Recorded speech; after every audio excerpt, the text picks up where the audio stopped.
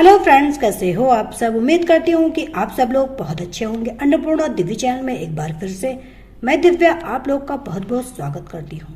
दोस्तों, आज के वीडियो में हम लोग एक सास बहू की कहानी को सुनेंगे। उम्मीद है कि ये कहानी आप लोग को जरूर पसंद आएगी। कहानी थोड़ी सी भी पसंद आए तो वीडियो को लाइक कीजिएगा। चैनल पे पहली बार विजिट कर रहे हैं तो मेरे अन्नपूर्णा दिव्य चैनल को सब्सक्राइब कीजिएगा और इस कहानी को ज्यादा से ज्यादा शेयर कीजिएगा। तो चलिए फिर शुरू करते हैं। स्नेहा बहू हमारी चाय कहाँ, जीजी भी बैठी है इंतजार में। सासू माँ ने कहा, भाभी मेरा सूट प्रेस नहीं किया आपने। ननद चिल्लाई, अरे भाभी यह क्या नाश्ता बना दिया, मुझे तो आलू के पराठे खाने थे। देवर बोला, मेरी ब्लू वाली शर्ट का बटन टूट गया, आकर लगा दो। पतिदेव बोले। चारों तरफ से परिवार वालों की आवाज सुन स्नेहा रसोई में साड़ी का पल्ला कमर में खोसा और तेजी से हाथ चलाने लगी। बेटी पीहू का लंच तैयार कर रही थी, उसे बस स्टॉप पे छोड़ने भी जाना था। ये लीजिए माँ जी आप लोग की चाय बिस्किट। दीदी आपका सूट प्रेस नहीं कर पाई, दूसरा पहन जाइए। भैया आज जरा देर से उठी थी, सादा पराठा और दही अचार ही है।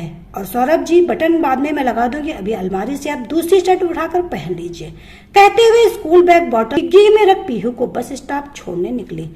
स्नेहा पहले ऐसी बिल्कुल नहीं थी। घर में किसी के मुंह से बात निकलती नहीं कि वो पूरा कर देती थी। सास ननद देवर सब कुछ करने पर भी खुश नहीं रहते थे।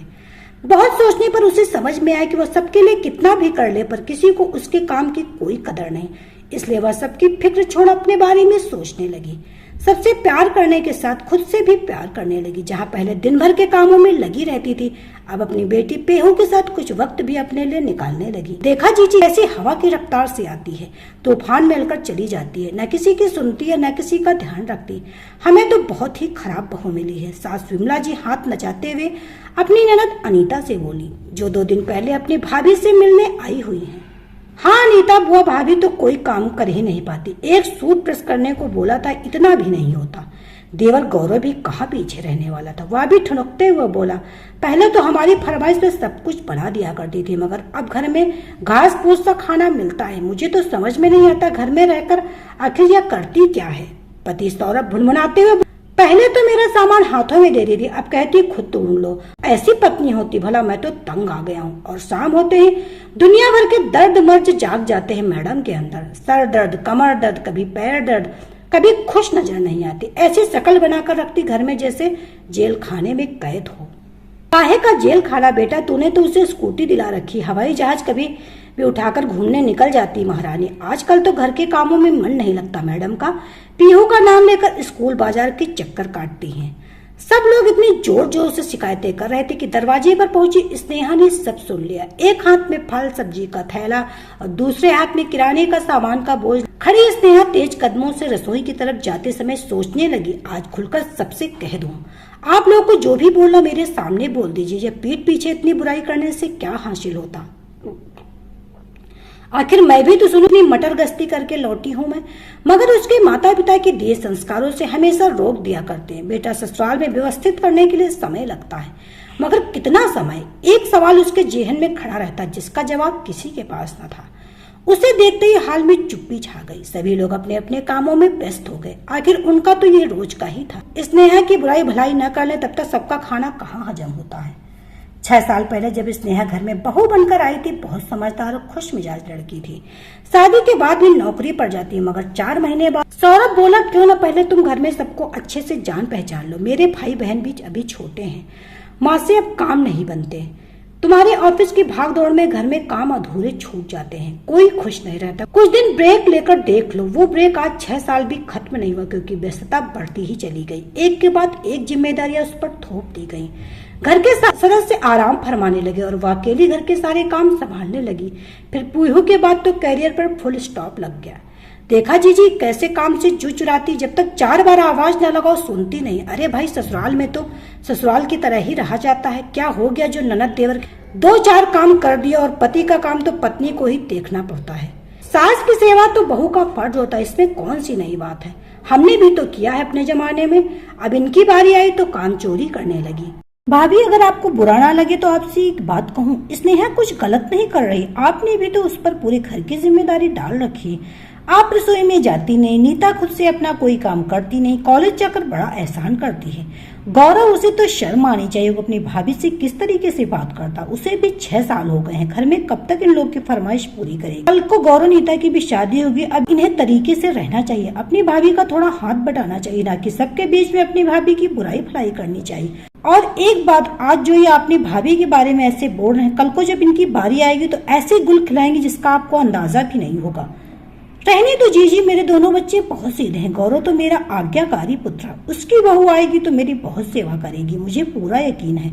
और नीता, उसे जो मैंने संस्कार दिए उसी से वह ससुराल को स्वर्ग बना देगी। सरोती से सुपारी काटते हुए विमला जी बोली।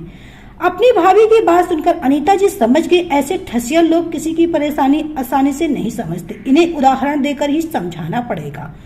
बुआ के लाडले गौरव ने कमरे में मोबाइल पे गेम खेल रहे थे। दोनों को अपनी बुआ पे बड़ा यकीन था, इसलिए दोनों ने अपने मन की हर बात अपनी प्यारी बुआ से शेयर कर देते। बुआ ने बड़े प्यार से दोनों की तरफ आम लस्सी का ग्लास बढ़ाते हुए कहा, ये लो बच्चे, तुम्हारे लिए खास बनाई है। वाह बुआ, आप तो सब जानती हो, क्या मस्त मलाई लस्सी पी के मजा आ गया। भतीजी, गौरव ने हंसते हुए बोला। अच्छा गौरव बेटा, एक बात तो बता, तेरी माँ तेरे लिए लड़की ढूंढ रही, मैं सोच रही थी कि स्नेहा जैसी लड़की तेरे लिए परफेक्ट रहेगी।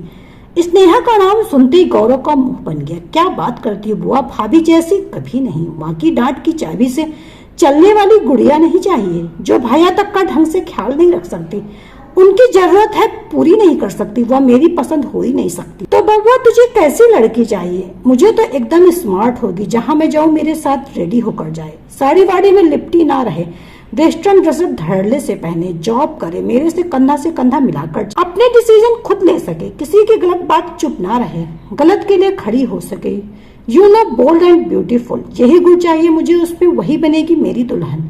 और बेटा, घर के काम कौन करेगा? तेरी माँ की सेवा, उसका क्या? वो घर के काम तो नौकरों को शोभा देते, और माँ को ऐसा क्या हुआ जो उन्हें सेवा की जरूरत है? सही जा रहे भैया, मुझे भी ऐसी ही भाभी चाहिए, ना कि स्नेहा भाभी जैसी घरेलू गंवारू जिसे हंसने से ज्यादा रोना आता है, दिन रात आंसू टपकाती रहती। ठाका माँ, दोनों भाई बहन हंस पड़े।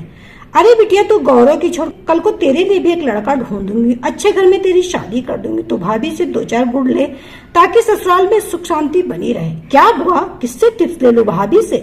पागल समझा है क्या? उनके जैसे अपनी पर्सनालिटी खोकर इस घर के रखने के जैसे प्रयास मुझसे तो ना हो पाएंगे। दिन भर माँ उन पर हुक्म चलाती, अगर एक बार भी मेरी सास ने ऐसा करने का प्रयास किया, उसी दिन सूटकेस बांध मायके आ जाऊंगी, साथ में अपने पति को भी खींच लाऊंगी, बहू बनूंगी, घर में किसी की जागीरदारी नहीं। जब जो चीज है, जैसा मुझे चलाएगा, मैं अपने मन की मालिक हूँ, मुझे जैसा अच्छा लगे मैं तो वैसा ही करूंगी, किसी के कहे पर तो कभी नहीं चलूंगी। पर बेटा, लड़की को एडजस्ट करना ही पड़ता है, शादी सिर्फ पति पत्नी का रिश्ता नहीं होता, पूरा परिवार साथ लेकर चलना होता है। क्या बुआ 1857 की बातें करती? मेरी शादी जिस लड़के से हुई उसी से मतलब रखूंगी, ना कि पूरे खानदान की सेवा चाकरी करती फिरूंगी। अगर मेरी ससुराल में सास से नहीं बनी तो पति को लेकर नया घर बसाऊंगी, सुख शांति से रहूंगी, इतलाते हुए नीता बोली। बड़े ही उच्च विचार हैं बेटा, तुम दोनों लाओ या खाली गिलास मुझे दे दो, मैं धुलने के लिए रख देती हूँ, तुम लोग आराम से अपना वीडियो गेम खेलो। कहते हुए अनीता बुआ कमरे से बाहर आ गई। अगले दिन, भाभी आज शाम मेरे कुछ दोस्त आ रहे हैं, प्याज की कचौड़ी और इमली की चटनी बना लीजिएगा, कोल्ड ड्रिंक्स में बाजार से ले आऊंगा। और स्नेहा, आपने 2 दिन से मेरे कपड़े नहीं धोए, कल मेरे लिए पीला वाला सूट प्रेस करके रख दीजिएगा, मैं अपनी सहेली के घर पढ़ने जा रही हूँ। गौरव भैया, आप दोस्तों को किसी और दिन बुला लेना, कल पीहू का टेस्ट है, मेरे पास समय नहीं। और नीता दीदी, आप भी अपना सूट खुद ही प्रेस कर लीजिए, शायद मुझे देर हो जाएगी। स्नेहा की बात सुनकर विमला जी बोली, बहू ये क्या बदतमीजी है, तुम्हें तो हर काम टालना होता, गौरव के दोस्त आ रहे हैं, कुछ अच्छा तो बनाना ही पड़ेगा। नीता तुम्हारी ननद है, उसका का थोड़ा बहुत काम कर दो तो घिस नहीं जाओगी। पास में बैठा सौरभ बोला, ऐसा भी क्या काम है, बच्चे बोल रहे हैं तो कर दो। अपने पति की बात सुनकर स्नेहा बेबस सी खड़ी ही थी कि अनीता बुआ बोली, तुम सब लोगों को शर्म नहीं आती, अपना सारा काम स्नेहा पे थोप देते हो। अरे उसे अपना और अपने बच्चे का भी तो ख्याल रखना है, क्या वह सारा दिन तुम लोग की गुलामी करती रहे? और सौरभ, क्या बच्चे बच्चे लगा रखा, तेरे भाई बहन छोटे बच्चे नहीं बड़े हो गए, अब इन्हें अपनी जिम्मेदारी स्वयं उठानी चाहिए। तभी सौरभ बोला, बुआ जी घर की बहू है, जो भी काम करती है वो गुलामी नहीं होती, आखिर यह घर उसका भी है, काम तो करना ही पड़ेगा। बेटा सौरभ, कहीं न कहीं स्नेहा के ऐसे हालात के जिम्मेदार तुम तुमने कभी उसको इज्जत नहीं दी, इसलिए घर वाले भी उसकी कद्र नहीं करते। वैसे भी ससुराल में पति से ही पत्नी की कदर होती है, पति कद्र करता है तो ये कभी ना होता। अच्छा चलो तुम्हारा आज एक वहम मिटाती हूँ, जो तुम अपनी पत्नी से इतना एक्सपेक्ट करते हो और कभी अपने भाई बहन और माँ को गलत नहीं समझते। लो सुनो, बुआ जी फोन में हुई रिकॉर्डिंग चालू कर देती। उनके गौरव और नीता के बीच हुई सारी बातें सबकी सामने आ जाती हैं। फोन की रिकॉर्डिंग सुनकर गौरव नीता के होश उड़ गए, दोनों एक दूसरे का मुंह देखते रह गए। अनीता जी बोली, भाभी आपने एक बहू से इतनी उम्मीदें लगा के रखी, वो पूरे घर को अपने कंधों पे उठा ले, मगर आप जानती है आपका छोटा बेटा और आपकी बेटी कितना उच्च विचार रखती है। गौरव बहू लाएगा तो अपने, नीता की ससुराल में पटेगी तो रहेगी वरना अलग हो जाएगी। अब जरा सोचो अच्छा कौन है बुरा कौन है। ये जो तुम्हारी स्नेहा बहू 6 साल तुम लोगों को सहन कर रही है, बताओ ये गलत है या तुम? किसी के पास बोलने को कुछ नहीं था। तब सौरव को अपनी गलती का एहसास और बोला, मैं ही तुम्हारा गुनहगार हूँ। जब पति होकर मैंने तुम्हें मान सम्मान नहीं दिया तो फिर मेरे छोटे भाई बहन कैसे देते? जिन लोगों के लिए मैंने तुम्हारी खुशियां और नौकरी दांव पे लगा दी, आज वह सिर्फ तुम्हें एक काम वाला समझकर काम निकालते हैं, तुम पर हुक्म चलाते, जिससे मेरी पूरी चाय रहती है। मुझे बड़ा होने के नाते इन दोनों को समझाना चाहिए था भाभी, समय पर तुम्हारा सहयोग देने की, ना कि सारा समय तुम्हारी गुलामी करने के लिए। अब से गौरव और नीता अपना सारा काम खुद करेंगे, साथ में तुम्हारा हाथ बाजार के कामों में बटाएंगे, क्योंकि जल्द ही तुम अपनी नौकरी दोबारा शुरू करोगी। पीहू को देखने की जिम्मेदारी मेरी और माँ की होगी। स्नेहा अनीता बुआ को मन ही मन आभार प्रकट कर रही थी।